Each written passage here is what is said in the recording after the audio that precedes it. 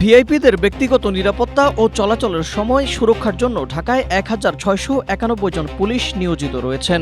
তারা ৪৯ জন মন্ত্রী, প্রতিমন্ত্রী ছাড়াও অন্য ভিআইপিদেরকেও নিরাপত্তা দিচ্ছেন। তবে ভিআইপিদের নিরাপত্তার চাদরে ঢেকে রাখলেও তাদের অনেকের কষ্টগাথা ও বঞ্চনার খোঁজ কেউ রাখে না। জানা গেছে, ফোর্স ঘাটতির জন্য তাদের অনেক হিমশিম খেতে হয়। এজন্য প্রোটেকশন টিম বা একাধিক পুলিশ সদস্যকেও অতিরিক্ত দায়িত্ব পালন করতে হয়। এতে দায়িত্বরত পুলিশ সদস্যের উপর শারীরিক ও মানসিক চাপ বাড়ে।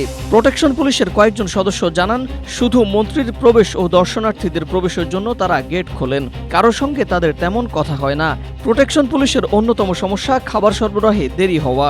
অনেক সময় মেস থেকে খাবার সরবরাহ দেরিতে করা হয়। স্ট্রবেরি সুপার ডটেড ও ক্লাসিক ভ্যারিয়েন্ট সেন্সেশন জাগুক শিহরণ। তাদের নির্দিষ্ট কোনো খাবারের জায়গাও নেই, ফলে তারা অস্বাস্থ্যকর ও খোলা আকাশের নিচেই খাবার খেয়ে থাকেন। এছাড়াও রয়েছে টয়লেট সমস্যা। মন্ত্রীর সাথে বাইরে কোথাও গেলে টয়লেট নিয়েও বিড়ম্বনায় পড়তে হয় তাদের। দৈনিক আমার দেশের এক প্রতিবেদনে এসব তথ্য তুলে ধরা হয়েছে।